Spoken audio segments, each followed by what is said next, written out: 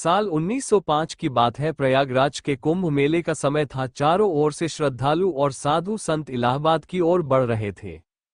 Railway station खचाखच भरे हुए थे और ट्रेनों में भीड़ का आलम था। बनारस से इलाहाबाद जाने वाली एक पैसेंजर ट्रेन अपने निर्धारित समय पर चल रही थी। ट्रेन में तरह तरह के यात्री थे, कुछ श्रद्धालु, कुछ व्यापारी और कुछ साधारण लोग। तीसरे डिब्बे के कोने में एक नागा साधु बैठे थे। वो सिर पर जटाएं बांधे, शरीर पर भस्म लगाए और शांत मुद्रा में बैठे थे। उनका एक छोटा सा झोला और कमंडल उनके पास रखा था। उनकी आंखें बंद थी, जैसे वे ध्यान में हो। जब ट्रेन एक छोटे स्टेशन पर रुकी तो गार्ड और टिकट कलेक्टर डिब्बों का निरीक्षण करने आए। टिकट कलेक्टर ने साधु को देखकर कहा, बाबा आपका टिकट। नागा साधु ने धीरे से आंखें खोली और कहा, मुझे यहां से कुंभ जाना है। टिकट कलेक्टर ने कड़क आवाज में कहा, यहां बिना टिकट यात्रा नहीं हो सकती, आपको उतरना होगा। साधु ने शांत स्वर में उत्तर दिया, ये गाड़ी मुझे मेरे स्थान तक पहुंचा देगी। ये सुनकर टिकट कलेक्टर नाराज हो गया। उसने गार्ड को बुलाया और कहा, ये बाबा बिना टिकट के यात्रा कर रहे हैं, इन्हें उतारना होगा। गार्ड ने साधु से कहा, बाबा आप उतर जाएं, बिना टिकट के यात्रा करना नियमों के विरुद्ध है। साधु ने गहरी सांस लेते हुए कहा, जो होना है वह होकर रहेगा। लेकिन कर्मचारियों ने उनकी एक न सुनी और उन्हें जबरन ट्रेन से उतार दिया। साधु के उतरते ही गार्ड ने सीटी बजाई और ड्राइवर ने ट्रेन को आगे बढ़ाने के लिए इंजन चालू किया, लेकिन इंजन से कोई आवाज नहीं आई। ड्राइवर ने फिर कोशिश की, इंजन चुपचाप खड़ा रहा। सभी यात्री बेचैन हो गए। लोग खिड़कियों से झांकने लगे। गार्ड ने ड्राइवर से पूछा, क्या हुआ, ट्रेन क्यों नहीं चल रही? ड्राइवर ने हैरानी से कहा, इंजन में कोई खराबी नहीं है, सब कुछ ठीक है, लेकिन ट्रेन चल ही नहीं रही। टिकट कलेक्टर घबराकर बोला, ऐसा कैसे हो सकता है? अभी तो ट्रेन ठीक थी। डिब्बों में बैठे यात्रियों ने एक दूसरे से बातें करनी शुरू कर दी। क्या हुआ, ट्रेन क्यों नहीं चल रही? सुना है गाड़ी में एक नागा साधु थे जिन्हें उतार दिया गया, शायद यह उसी का असर है। एक बुजुर्ग महिला ने कहा, नागा साधु कोई साधारण व्यक्ति नहीं होते, उनके साथ ऐसा व्यवहार करना अशुभ है।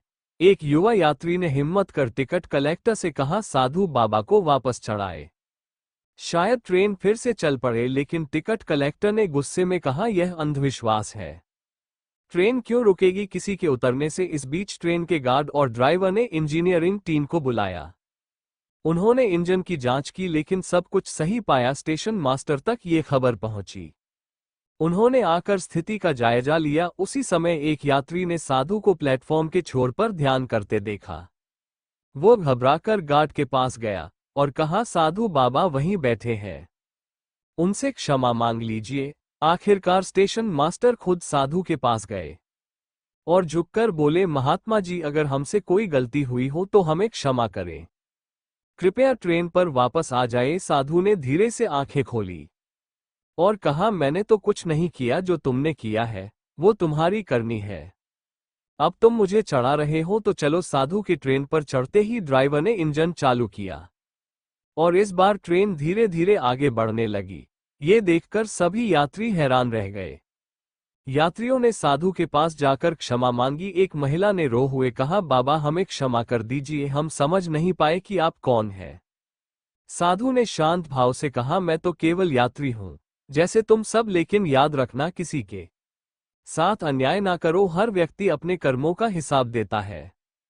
इलाहाबाद स्टेशन पर ट्रेन पहुंचते ही यात्रियों और कर्मचारियों ने राहत की सांस ली, लेकिन हर किसी के मन में एक सवाल था, वह नागा साधु कौन थे? क्या उन्होंने जानबूझकर ट्रेन रोकी थी या यह महज संयोग था? साधु ट्रेन से उतरकर धीरे धीरे कुंभ मेले की ओर बढ़ने लगे।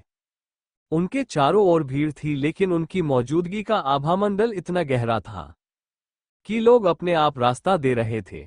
हर कोई उनकी ओर देख रहा था, मानो वे कोई चमत्कारिक व्यक्ति हों। स्टेशन मास्टर, टिकट कलेक्टर और गार्ड ने भीड़ में उनका पीछा किया।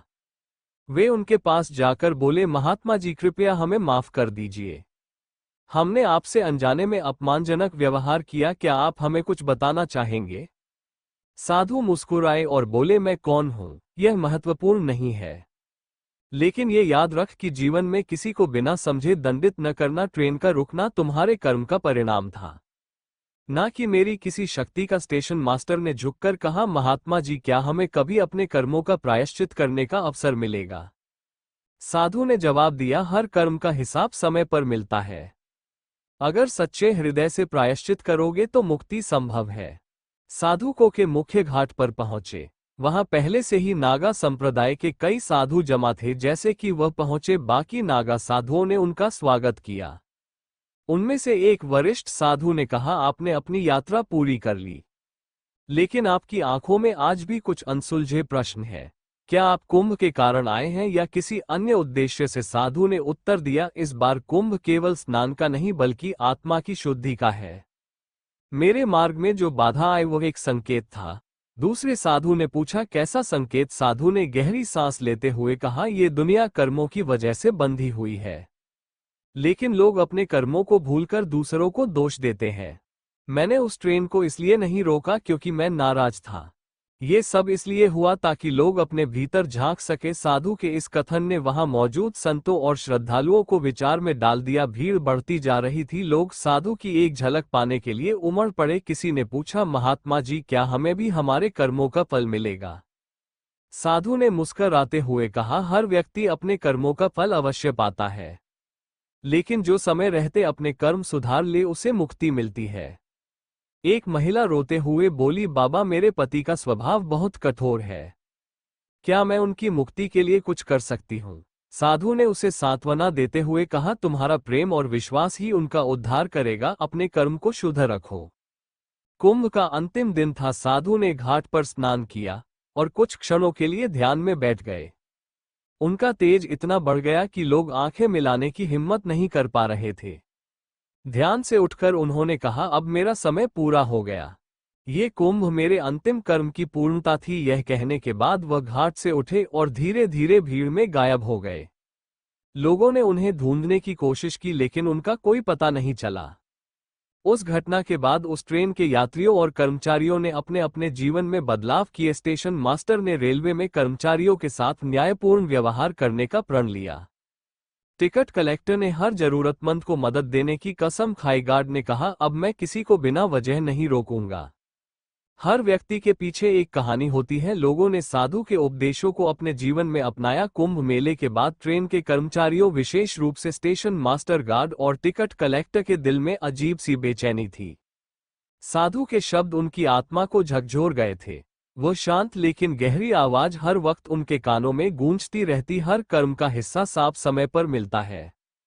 टिकट कलेक्टर रघु ने अपनी पत्नी से कहा, क्या हमने सही किया? साधु को ट्रेन से उतारकर हमने बड़ा पाप किया। अब हर रात उनकी आंखें मुझे डराती है। उसकी पत्नी ने समझाते हुए कहा, अगर तुम्हें सच में लगता है कि तुमने गलती की है तो क्षमा मांगने के लिए पुनः प्रयागराज जाओ। इसी तरह गार्ड, जो सबसे ज्यादा कठोर था, अपने बेटे से बोला, बेटा, मैं पिछले हफ्ते से सो नहीं पा रहा हूं। मुझे लगता है कि मेरी वजह से कुछ गलत हुआ। मैं अपने कर्म सुधारना चाहता हूं। अगले महीने ट्रेन के सभी कर्मचारी एक साथ प्रयागराज लौटने का निर्णय लेते हैं। स्टेशन मास्टर ने सभी से कहा, हमें साधु बाबा को ढूंढना होगा। शायद उनके आशीर्वाद से हमारी आत्मा का भार कम हो सके। वे सभी एक साथ निकलते हैं और कुंभ के उस घाट पर पहुंचते हैं जहां साधु आखिरी बार देखे गए थे। घाट पर साधु के बारे में पूछताछ करने पर उन्हें कोई जानकारी नहीं मिली, लेकिन एक वृद्ध नाविक ने कहा, मैंने साधु को अंतिम बार गंगा के पार उस जंगल की ओर जाते देखा था। वो साधारण मनुष्य नहीं थे। आप वहां जा सकते हैं, लेकिन संभलकर, वो स्थान साधारण लोगों के लिए नहीं है। कर्मचारी नाविक की बात मानकर नाव से गंगा पार करते हैं और घने जंगल में पहुंचते हैं। जंगल के भीतर घुसते ही माहौल बदलने लगता है। हवा में अजीब सी शांति और हल्की डरावनी गूंज थी। स्टेशन मास्टर ने कहा, क्या ये सही निर्णय है? हमें यहां आना चाहिए था। टिकट कलेक्टर ने जवाब दिया, हमने जो किया है उसके लिए माफी मांगने का यही आखिरी मौका है।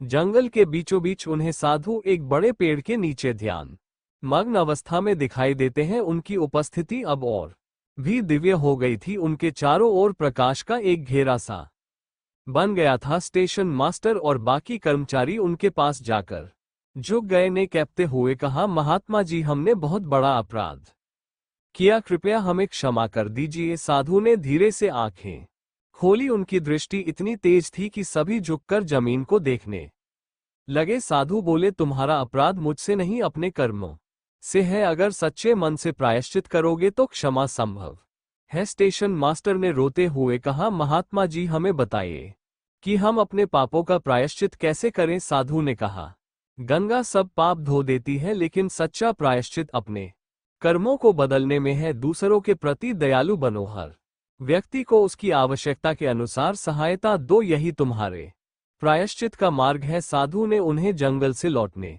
का आदेश दिया, लेकिन लौटते समय जंगल में एक कठिन परीक्षा उनका इंतजार कर रही थी। तेज आंधी चलने लगी और रास्ता खो गया। हर ओर घना अंधकार छा गया। स्टेशन मास्टर ने कहा, हम फंस गए हैं। साधु बाबा के मार्गदर्शन के बिना बाहर निकलना असंभव है। टिकट कलेक्टर ने गहरी सांस लेते हुए कहा, हमें वही करना चाहिए जो सब बाबा ने सिखाया, धैर्य रखना और दूसरों की मदद करना। उन्होंने आपस में एक दूसरे की मदद से रास्ता ढूंढना शुरू किया। कोई गिरता तो दूसरा उसे उठाता। यह अनुभव उन्हें एक नई सीख दे रहा था। सच्ची मानवता क्या है आखिरकार।